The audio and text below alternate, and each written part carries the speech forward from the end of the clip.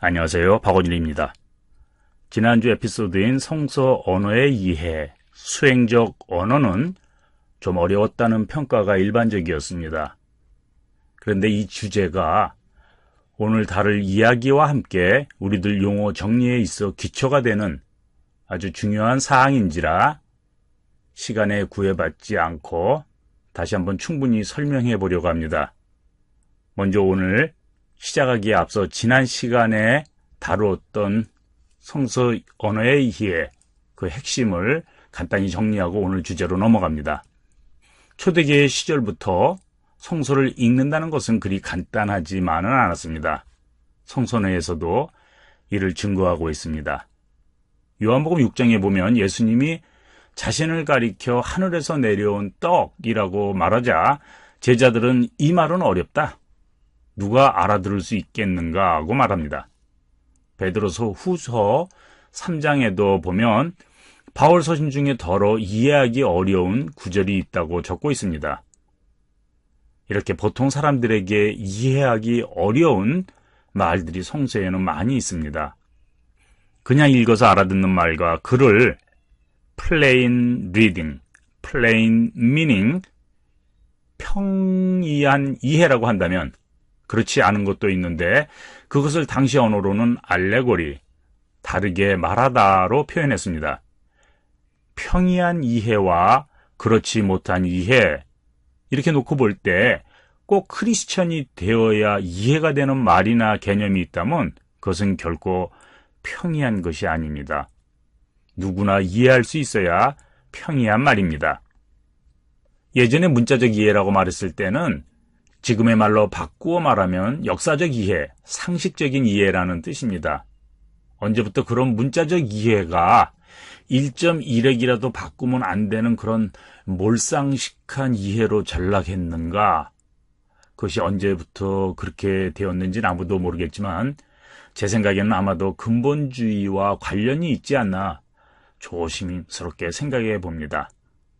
어느 분이 가짜복음, 진짜복음 댓글란에 근본주의에 대해 좀 다루어달라는 요청이 있었는데 사실 이 주제 자체만으로도 한 에피소드에 담기는 어려운 토픽입니다. 그래도 간단히 그 역사적 배경만 설명하면은 이것은 20세기 초 미국에서 일어난 꼴통 보수 운동이라고 잘라 말할 수도 있겠습니다.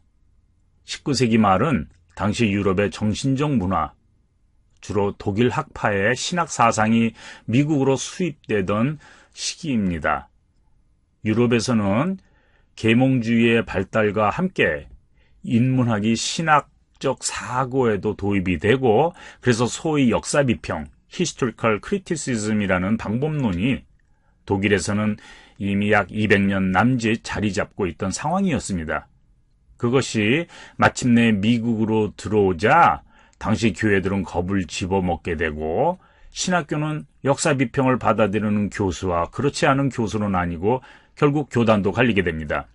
재미있는 일은 뉴욕 유니온 신학대학원이 당시 미국에서는 가장 먼저 역사 비평을 받아들였는데 장로교 교단에서 그런 교수들을 제명하라고 요구하자 유니온 신학교는 차라리 우리가 교단을 탈퇴하겠다며 독립을 선언하고 교수들을 보호합니다. 그 후 똑똑한 학생들이 새로운 학문을 배우러 모두 유니온으로 공부하러 가게 되자 어쩔 수 없이 당시 최대 장로교 교단 신학교였던 프린스턴 신학교도 역사 비평을 받아들이게 되고 이를 반대하는 보수 신학자들이 나가서 따로 세운 신학교가 웨스트민스터 신학교입니다. 한국 교단에 비교해서 말하면은 예수교 장로회 통합 측은 프린스턴에 그리고 합동 측은 웨스트민스터 신학교와 정서가 다 있습니다. 이렇게 교회와 교단, 신학교가 세포 분열을 일으키면서 오늘에 이릅니다. 근본주의라는 것은 이런 상황에서 일부 교회가 모여 자신들이 믿는 바 근본적인 것을 선언한 것으로 The Fundamentals라는 책자를 통해 자신들의 입장 선언을 하게 됩니다. 근본주의라는 말은 바로 여기에 기인한 말입니다. 여기에는 5가지 강령을 포함하는데 첫째, 축자 영감설에 근거한 성서 무어설, 성서에는 문자적으로 전혀 오류가 없다는 말입니다. 둘째, 예수의 동정녀 탄생, 남자와 관계없이 여자 혼자 애를 낳았다는 말입니다. 셋째, 예수의 대속죄 이론, 구약의 희생제사처럼 예수는 인류를 위해 제물로 바쳐졌다는 말입니다. 넷째, 예수의 육체적 부활과 기적의 역사성, 성서에 기록된 기적적 사건이 모두 사실이라는 말로 성서 무호설의 연장선에 있다고 봅니다. 그리고 다섯째, 예수의 육체적 재림, 실제 예수가 육체로 부활한 만큼 그 육체로 다시 오신다는 말입니다. 성서 무호설, 동정녀 탄생, 대속죄, 육체적 부활과 재림, 이 모든 것이 어느 하나 성서에 근거하지 않은 것은 없습니다. 문제는 이를 어떻게 읽는가의 차이입니다. 그때까지 교회의 해석학적 전통은 plain reading, 그리고 allegorical reading, 문자적, 역사적 이해와 상징적, 영적인 해석을 가르쳐 왔는데, 근본주의는 이 둘 사이의 간격, 차이를 무시할 뿐만 아니라 그 문자적 이해를 통해서 전하려고 했던 plain meaning, 평범한 이해, 상식 대신에 그냥 문자에만 머무르게 되는 결과를 초래했습니다. 우연히 20세기 초 한국의 교회는 이런 근본주의적인 신학을 신봉하는 선교사들에 의해 복음이 전파되었고, 그나마 대부분은 신학교육조차 제대로 받지 못한 사람들이었습니다. 따라서 비판적인 신학적 사고 없이 그저 무조건적인 믿음만을 강조하는 행태로 한국교회의 신학의 부재가 뚜렷이 드러나고, 이런 현상은 오랫동안 지속되었습니다. 앞에서도 말했듯 이런 상태에서 교회 자체 내의 성령운동이나 대학생 성교회의 사역리가 엉뚱하게도 교회의 신학으로 자리매김을 하게 되고, 소수의 양식 있는 학자들의 신학적 사고와 비판은 자유신학이니 신신학이니 하는 이름으로 매도되어 교회 내에 자리 잡지 못하게 되었습니다. 교회사적으로 보면 근본주의야말로 이제 갓 100년 남짓된, 좋게 말하면 새로운 신학이고, 교회 전통에서 보면 요즘 유행하는 말로 듣보잡 같은 이단화였다고 할 수 있겠습니다. 이런 얘기하면 끝이 없고 우리 주제로 돌아와서, 그러면 성서를 어떻게 읽을 것인가? 저도 프린스턴 신학교와 클레먼트 대학원에서 공부를 했고 샌프란시스코 신학대학원에서도 가르쳐 보았기 때문에 성서를 어떻게 읽을 것인가 하는 문제에 대해 나름대로 해석학적 기준을 가지고 있습니다. 저는 세 가지를 기준으로 삼습니다. 역사적 이해, 문학적 접근, 신학적 해석. 먼저 역사적 이해란 본래 성서가 쓰였던 시기, 그 역사적 상황 하에서 성서를 이해하려는 노력입니다. 여기서 역사적이란 말은 비단 시간의 연속적 흐름 속에서 어떤 사건 하나를 똑 떼어서 다룬다기보다 이와 연계된 일련의 사건들, 정치, 경제, 사회, 문화, 종교적, 사상적 측면을 총망라해서 살핀다는 의미입니다. 문학적 접근이란 성서가 문자와 글로 쓰여졌다는 점에 기초합니다. 성서를 연구하는 사람은 마땅히 성서 언어인 히브리어, 헬라어에 대한 정통한 이해와 나름대로 해석을 갖추어야 하고, 글이 갖는 독특한 기능을 염두에 두어야 합니다. 성서가 본래 한글로 쓰인 것도 아니고, 그렇다고 킹 제임스 버전과 같은 영어로 쓰인 것도 아닙니다. 히브리어나 헬라어를 알고 난 후에 문자적 이해를 논해야 한다는 말입니다. 그리고 문자적, literal, 해석이라고 해서 문자의 메인 이해를 고집할 것이 아니라 시적인 표현처럼 문자의 은유적, 상징적 의미를 열어둘 필요가 있습니다. 그리고 신학적 해석이란 신학에 도움이 되는 해석이라는 말입니다. 흔히들 신학과 신앙을 분리하여 이해하려는 경향이 있습니다. 마치 신학은 학문의 경지고 신앙은 교회 생활이라고 놓고 이것을 양분화하게 되면 본래 기독교가 말하고 있는 그 신앙의 풍부함을 온전히 누리지 못하게 됩니다. 제가 프린스턴 신학교에서 공부할 때만 해도 2학년쯤 되면 앞으로 공부를 계속할지 목회를 할지 고민하게 됩니다. 그래서 공부를 계속할 사람은 목회라든가 기도 생활에 게으르게 되고, 목회의 뜻을 둔 사람은 반대로 공부에 게으르게 되는 이런 기현상이 일어났었습니다. 그거 두 개를 모두 할 생각은 못했습니다. 아직도 그런 일이 계속되고 있다면 참 슬픈 일입니다. 불교를 빗대서 말한다면 신학은 교종에 해당하고 신앙은 선종에 비유할 수 있습니다. 중세학자 안셀럼이라는 사람의 말처럼 이해를 추구하는 신앙, faith seeking understanding, 이런 표현에서 볼 수 있듯이 학문과 믿음, 지식과 삶은 동전의 양면처럼 분리될 수도 분리해서도 안 되는 것입니다. 오늘 서론이 좀 길어졌는데 이제부터 오늘 주제로 들어갑니다. 오늘 주제를 한마디로 하면 기록, 사건, 의도, 이 세 개의 관계입니다. 우리가 칠판이나 프로젝트 등 화면이 있다면 자료를 올려놓고 보면서 설명하면 좋은데, 그렇지 못하기 때문에 대신 이미지 파일을 댓글란에 올려놓을 계획입니다. 이번 에피소드를 앱을 통해서 운전을 하면서 들으시는 분들은 아마 이미지 파일을 볼 수 없기 때문에 좀 더 집중하시고 상상력을 동원해 가면서 들으셔야 할 겁니다. 우선 머릿속에 삼각형 하나를 떠올리시기 바랍니다. 정삼각형이 아니라도 되니까 삼각형 하나를 머리에 떠올리시고, 제일 위에서부터 시계 반대 방향으로 꼭지점에 의도, 사건, 기록이라고 쓰시기 바랍니다. 의도, intention, 사건, event, 기록, writing.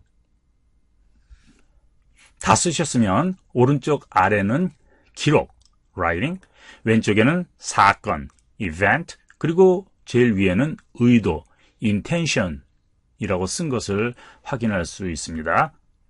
저자가 글을 쓸 때에는 어떤 이유, 의도가 있습니다. 심심한데 논문이나 쓸까? 글이나 쓸까? 이러고 글을 쓰는 사람은 없습니다. 시나 수필처럼 가장 개인적인 글이라 할지라도 아무 때나 아무 이유 없이 글을 쓰진 않습니다.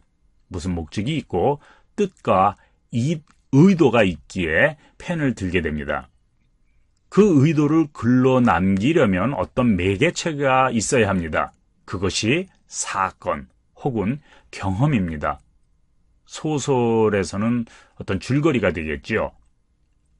보다 현실적으로 말하면 사건이나 경험을 글로 남기는 것인데, 거기에 의도가 숨겨져 있다고 보는 것이 더 정확할런지도 모르겠습니다. 이제는 독자 입장에서 한번 살펴보기로 하죠. 우리는 성서를 읽을 때 글을 읽습니다. 기록을 대합니다. 그래서 기록이라는 표현이 낯설게 느껴지신다면 그냥 글로 이해하면 됩니다.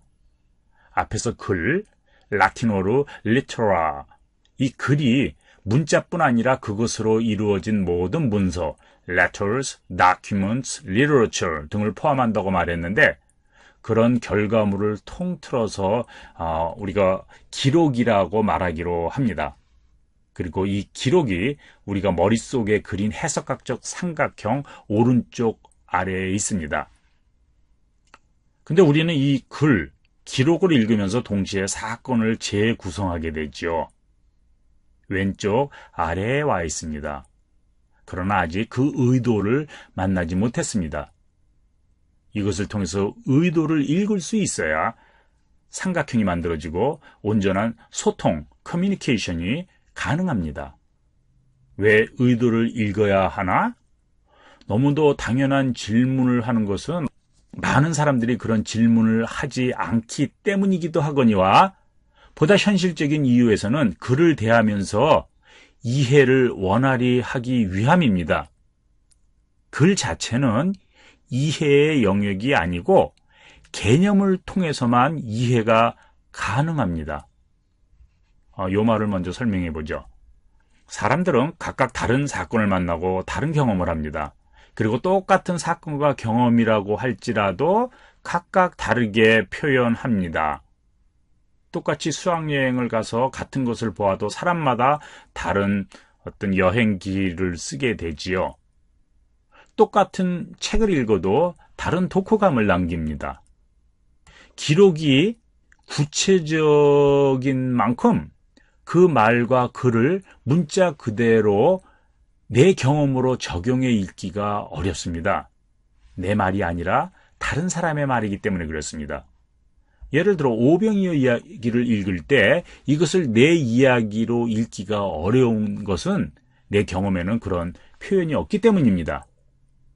그래서 한 단계 덜 구체적인 경험으로 우리의 관심을 돌립니다. 삼각형 왼쪽으로 이동합니다. 경험은 말과 글보다는 언어의 제한으로부터 한층 벗어나 있기 때문에 보다 많은 사람이 공유할 수 있습니다. 적당한 예가 될지는 모르겠지만 교통사고는 하나의 사건이고 경험입니다. 그러나 모두들 똑같은 사고를 당하지는 않습니다. 여기서 교통사고라는 것이 우리가 그린 해석학적 삼각형에서 사건이나 경험에 해당한다면 내가 겪은 그 특별한 사고는 이 사고나 경험을 글로, 기록으로 남긴 것과 같습니다. 내 이야기를 듣는, 내 글을 읽는 다른 사람이 내 경험을 이해할 수 있는 이유는 나와 동일한 사고를 당해서가 아니라 자신들도 그와 비슷한 경험을 했기 때문입니다. 이렇게 구체적인 기록은 교통사고라는 보다 보편적인 추상적인 경험을 통해 이해의 영역으로 옮겨갑니다. 음식을 먹는 것도 하나의 사건이고 경험입니다. 그런데 이런 경험도 사람들의 환경에 따라 다르죠. 우리는 양고기를 잘 접하지 못하고 포도주가 생산되지 않는 문화 속에서 자랐습니다. 당연히 그 음식 문화를 이해하지 못합니다. 그래서 양고기 대신에 소고기든 돼지고기로, 포도주 대신에 소주나 막걸리로 이해하면 쉽습니다. 먹고 마시는 것이 글에 담긴 경험이고 이렇게 음식을 먹는 경험은 모든 문화에 공통적으로 나타나는 현상입니다. 해석학적 삼각형 왼쪽에 와 있습니다. 이런 경험을 통해 우리는 포만감을 느끼고 행복 혹은 가족, 친구 간의 사랑을 느끼게 되는데 그것을 전하는 것이 말과 글의 목적입니다. 의도입니다. 마침내 우리가 그린 해석학적 삼각형 꼭대기에 와 있습니다. 문자가 개념으로 바뀌는 순간입니다. 순수한 이해의 영역으로 와 있습니다. 이렇게 구체적인 말과 기록은 덜 구체적인 경험으로 그리고 보다 추상적인 의도와 메시지로 옮겨집니다. 바로 여기서 우리는 시간과 공간을 떠나 그리고 언어나 풍습이라는 제약을 떠나 저자와 독자가 만나게 되고 서로 소통하게 됩니다. 이럴 때 우리는 하고 깨닫게 되는데 의사 전달이 이루어졌기 때문입니다. 그리고 그 의도를 내가 깨닫고 남에게 전할 때는 또다시 구체적인 경험과 글로 표현하게 되는데 시간과 공간의 제약으로 다시 들어온다는 말입니다. 이렇게 삼각형의 시계 반대 방향으로 의도, intention, 사건, event, 기록, writing, 혹은 메시지, 경험, 말을 오가면서 우리는 이해를 하게 됩니다. 한 가지 성서의 예를 들어보기로 하겠습니다. 예수가 물 위를 걷습니다. 기록입니다. 성경에 그렇게 써 있습니다. 이것을 통해 우리는 사건을 재구성하게 되죠. 물 위에 서 있는 예수를 떠올립니다. 옆에는 파도가 일고. 그럼 여기서 성서는 무슨 의도를, 무슨 메시지를 전하려고 할까? 보통 크리스찬들은 기적이다, 예수가 신이다 라는 메시지를 담는다고 생각합니다. 그럴 때 그 기록이 내게 주는 의도는 어떤 행동을 유발하는가 묻게 됩니다. 예수는 베드로에게 너도 걸어오라고 말했는데 우리 중에 누가 물 위를 걸을 수 있겠습니까? 문자적인 이해, 우리의 상식으로는 말이 안 됩니다. 그럼 저자는 어떤 의도를 가지고 어떤 사건과 경험을 기록했을까? 이때 등장하는 것이 알레고리, 다르게 이해하는 것이고, 제가 앞에서 말씀드린 역사적 이해, 문학적 접근, 신학적 해석입니다. 당시 세계관에서 바다 혹은 물은 무질서를 상징합니다. 창조가 무질서의 질서를 세우는 일이라면 이 무질서를 제압하는 것이 우선이고, 당연히 신이라면 그 일을 해야 합니다. 그래서 모든 고대 신화에서 최고 신들은 물을 다스렸습니다. 창세기에 궁창 위의 물과 궁창 아래 물을 가르는 것도, 홍해 바다를 가르는 일도 모두 하느님을 대적하는 세력을 제압한다는 신화적인 표현입니다. 여기서 또 신화라고 말하면 어떤 이는 그럼 창세기가 뻥이냐 하고 대책 없이 대드실 텐데, 신화란 보통의 문학이 표현할 수 없는 신의 세계를 그리는 독특한 문학 장르입니다. 시를 가리켜서 뻥이니 구라니 하고 말하는 사람이 없는 것처럼 신화는 나름대로 성스러운 이야기입니다. 신화, 글자 그대로 신의 이야기 혹은 신에 관한 이야기고, 이것을 영어로는 미스라고 말하지만 저는 차라리 theology, theos, 신, logos, 화, 말씀, 그래서 신화 이렇게 이해하는 것이 빠르다고 봅니다. 그럴 때 우리들 신앙인들이 하는 모든 말이 일종의 신화입니다.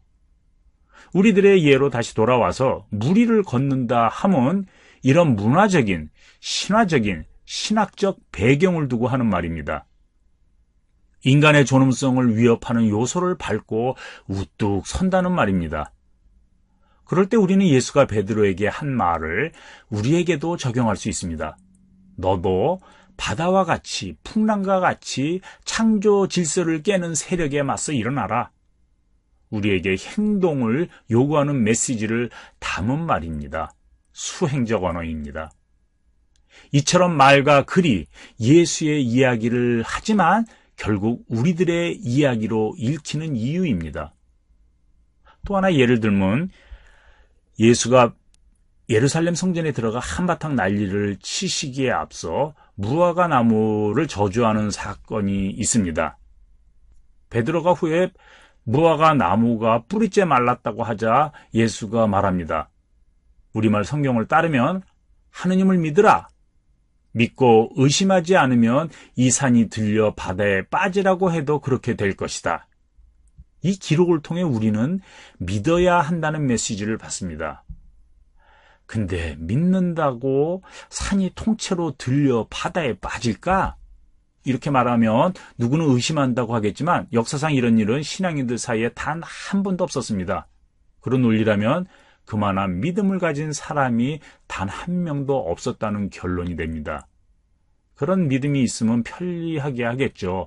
건설 현장에 중장비도 필요 없겠고.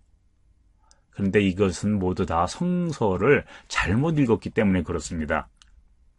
여기서는 하느님을 믿으라가 아니라 하느님의 믿음을 가지라, 그 말입니다. 믿음에 대해서는 다음 시간에 다시 자세히 얘기하기로 하고, 여기서 산이 들려 바다에 빠진다는 말은 그저 아무 산이나 가리켜 한 말이 아닙니다. 힘 자랑하는 것이 아닙니다. 기도 자랑하는 것도 아니고 믿음 자랑하는 것도 아니고, 이 산을 가리켜 한 말이고, 이 산이란 예루살렘 성전을 떠받들고 있는 그 산입니다. 그 산이 통째로 사라지면 당연히 예루살렘 성전도 사라집니다. 예수님이 성전에 들어가 난리를 피우신 이유고, 나오면서 돌 위에 돌 하나도 남지 않고 다 무너진다고 저주한 말의 배경입니다. 이렇게 성서라는 것은 어떻게 읽느냐에 따라 다른 결론, 메시지를 얻습니다.